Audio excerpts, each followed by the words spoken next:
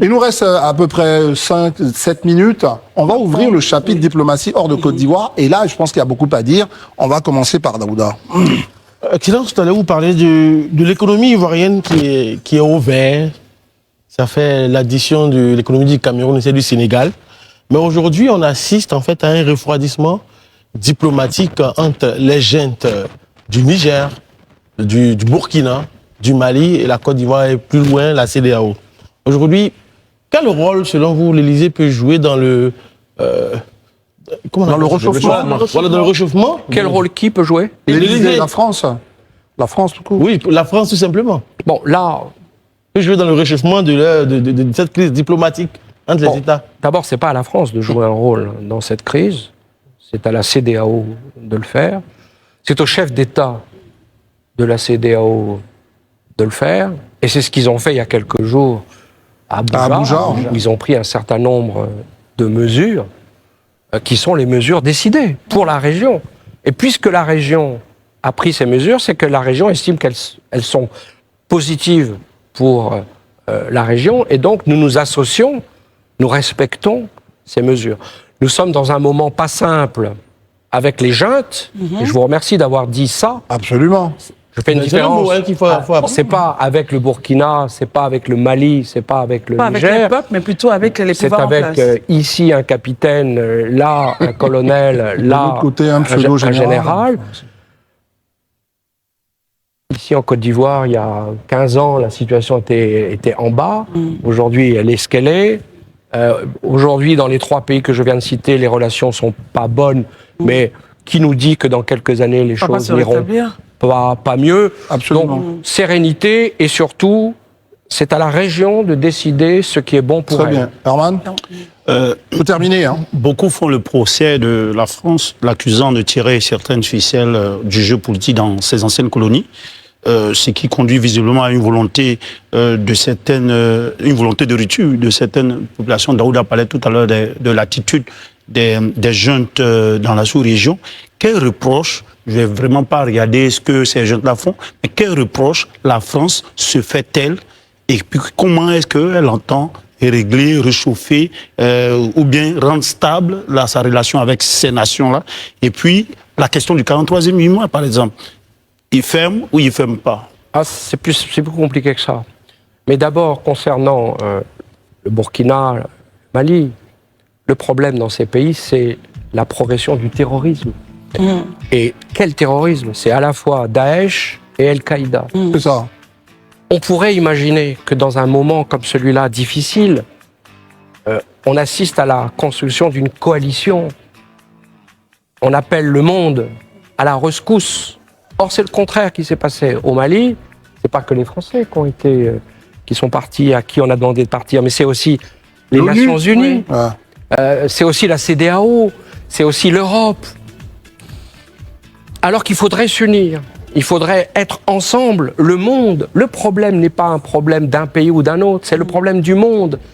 Aujourd'hui, ces terroristes qui, il y a quelques années, étaient en Syrie, en Irak, vont vers des endroits où ils ont l'impression qu'ils peuvent s'implanter, parce que les États sont faibles. C'est ça. Et ces États auraient intérêt à être solidaires avec les autres.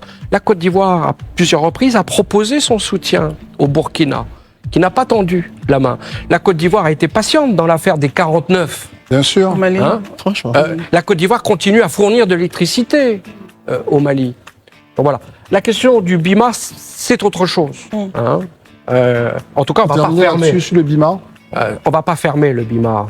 Simplement, on va faire les choses différemment. Selon la volonté aussi de la Côte d'Ivoire. Et surtout selon la... En partenariat. En partenariat. Le mot-clé, c'est partenariat. C'est ça.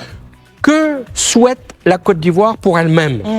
Et qu'est-ce que nous, Français, mais nous, Européens, qui travaillent aussi dans le secteur de la sécurité, qu'est-ce que les États-Unis, qui travaillent aussi dans le secteur de la sécurité, et les autres partenaires, sont prêts à faire pour aider la Côte d'Ivoire à se protéger au moment où les terroristes sont très bien. À quelques centaines de kilomètres très bien, de la Côte d'Ivoire.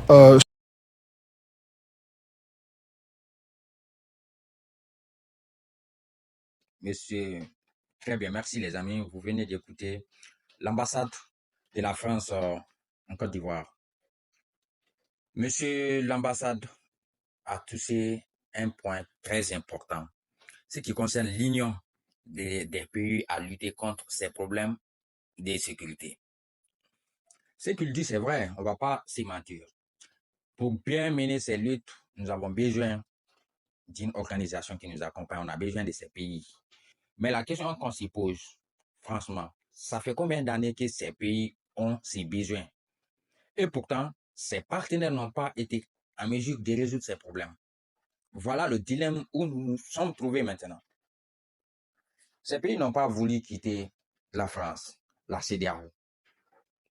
Ils n'ont pas voulu quitter la mission des Nations Unies au Mali pour ne rien. Il y a forcément une cause. Et c'est ces causes-là dont nous devrons chercher à comprendre.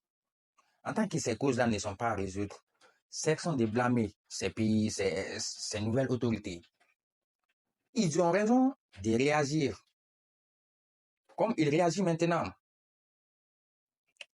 Imaginez, on ne va pas aller très loin. Prenons l'exemple de la France, la collaboration entre la France et le Mali. Ça ne date pas d'aujourd'hui, mes amis. Ça date il y a combien d'années? C'est une question de décennies. Et pourtant, l'armée française n'a même pas été en mesure d'octroyer, de donner une lunette nocturne aux femmes des forces armées maliennes pour lutter contre ces problèmes de terroristes. Ils n'ont pas été même en mesure de faire cela. Tu peux alors envisager de continuer de construire ton futur de sécurité autour de ces États hypocrites? Non, ça ne sera pas possible. La CEDEAO dont il parle, nous avons tous vu comment la ville de Kidal a été gouvernée, s'il faut dire. Cette ville a été sous le contrôle de ces rebelles, de ces djihadistes. Presque une question de décennies. Nous avons tous entendu des histoires que les forces armées maliennes n'ont même pas accès à ces villes. Mais c'est pas comment je vais qualifier ces termes-là. Ça, c'est inadmissible. Aucun pays souverain ne peut accepter cela.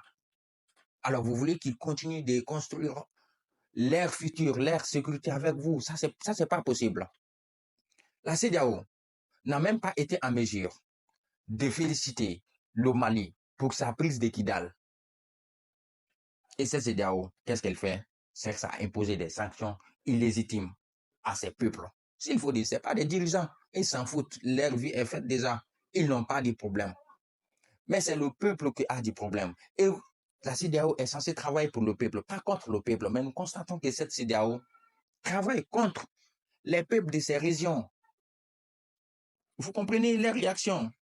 Alors, il faut que la CEDEAO travaille très bien de son côté. Sinon, ces États membres de l'AES sont dans une réponse conjoncturelle qui va aller même vers une réponse structurelle. Voilà, et c'est ça que nous souhaitons. Il faut que la CEDEAO travaille très bien de son côté. Sinon, nous verrons dans le futur que d'autres pays aussi encore seront menés à quitter dans cette organisation à la solde des grandes puissances coloniales. Et c'est ça que nous ne souhaitons pas. L'Afrique ne devrait pas être divisée. Vous comprenez? Le continent a été combien de fois balkanisé? Nous ne devrons pas que ça continue cette division. Nous devrons aller vers l'union, vers la fédération d'États, vers les États-Unis d'Afrique, s'il faut dire. Mais pas assez balkanisé. Et qui amène cette balkanisation, cette division? C'est cette puissance coloniale en complicité avec nos propres autorités